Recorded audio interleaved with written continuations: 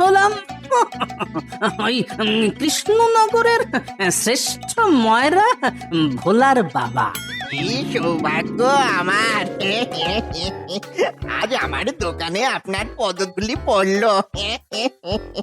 কিছু মনে করবেন না, আমি আপনাকে ঠিক চিনতে পারিনি। তা আপনার জন্য কি করতে পারি বলুন? আসলে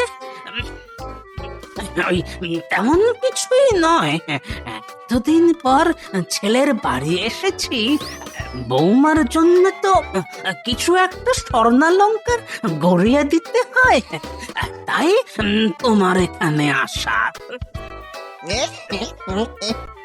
কি সৌভাগ্য আমার!